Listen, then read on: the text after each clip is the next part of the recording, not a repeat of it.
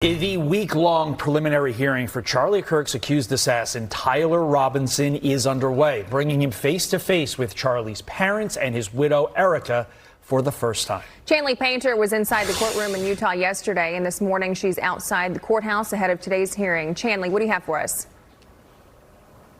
Hey, good morning, Todd and Ashley. That's right. There was a strong showing of support for the Kirk family at this courthouse yesterday. As I was actually waiting in line to enter the courtroom, I saw Erika Kirk. She walked past. She was holding hands with Charlie Kirk's mother. His father was close behind them as they entered the same room for the first time with Charlie's accused killer. The group of family and supporters, including Donald Trump Jr., took up the first two rows of the gallery. Also in court, the parents of Tyler Robinson, who sat in the row directly behind me with some relatives. And as court began, Erika appeared very emotional, at times wiping tears with a handkerchief, at one point laying her head on Charlie's mother's shoulder. The first witness, Chris Bagley, was on duty at Utah Valley University that day, and as he began to describe hearing the gunshot and seeing Charlie fall, Erika Kirk immediately stood up, and several others followed her out of the courtroom. Bagley then went on to testify about racing to that gravel roof where prosecutors believe Robinson fired that fatal shot. This disturbance in gravel, to me, it looks like a sniper pad, a person that has been laying in a prone position, and you've got markings of elbows, knees, and feet to where somebody was in the line of sight of where Charlie's tent was. The lead investigator, David Hull, also took the stand yesterday, where prosecutors showed videos of the shooting that were so graphic only the judge and lawyers were allowed to watch them. Tyler Robinson sat still, showing no visible reaction in those moments. Hull also testified that he identified Robinson 4 times in surveillance videos on campus before, during, and after the shooting. Would you please point him out and identify something that he is wearing? Yeah, I believe that Mr. Robinson is between Miss Nestor and other counsel, wearing a grey suit, jacket with a dark tie, and a light-colored shirt. As I would ask that the record reflect that Agent Hull has identified the defendant. And Agent Hull is expected to return to the witness stand this morning as day 2 kicks off of this preliminary hearing, guys, which is expected to last this entire week. Supervisory Special Agent James Galliano also in Utah right now. James, after day 1, do prosecutors appear to be on track to meet the very low threshold of evidence they need to get this case from the preliminary hearing stage all the way to trial? Yeah, good morning, Todd. Yes, there's a really low threshold in a preliminary hearing. This is a prima facie hearing, which just requires that the prosecution put out enough evidence for the judge to be able to bound this over for trial. That is going to happen. And Todd, yesterday, there were no Perry Mason moments. There were no aha moments. It was standard laying out the layout of the campus where Charlie Kirk was assassinated and basically walking through a lot of digital imagery. I think today we're going to move more into some of the evidence related to the weapon that was used and the progress after the assassination itself. You said there's no aha moments. Is that standard, or is that usually just how this type of situation goes?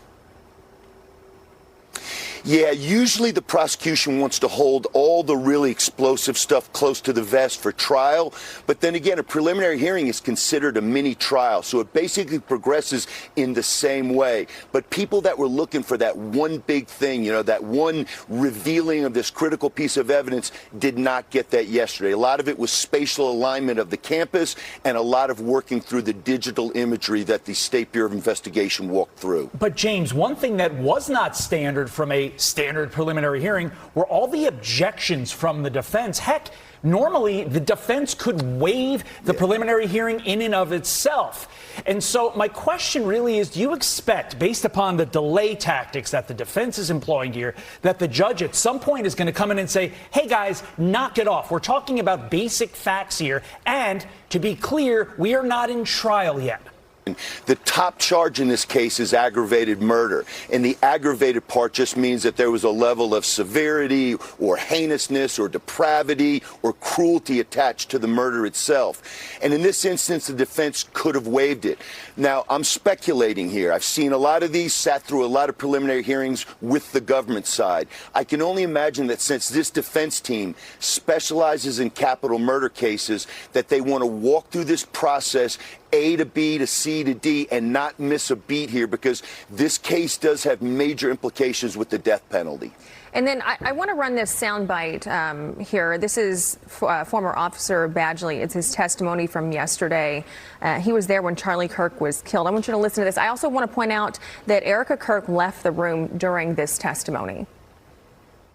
He was answering a question, kid asked him a question, and then I heard a shot fired. Everybody started getting up and starting to run in more of a chaos kind of situation. I proceeded to, right where the Fugle and the hall flags meet, there's some outside stairs that I was starting to run down. As I was trying to get down to the bottom of the stairs, people are running up, people are laying down on the steps.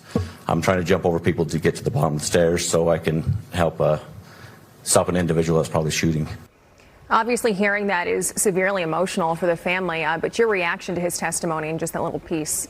Yeah, really tough for the family. Obviously, victims of crimes, especially one as heinous as this one that was blasted all over television screens around the country and around the world. Really tough for the Kirk family.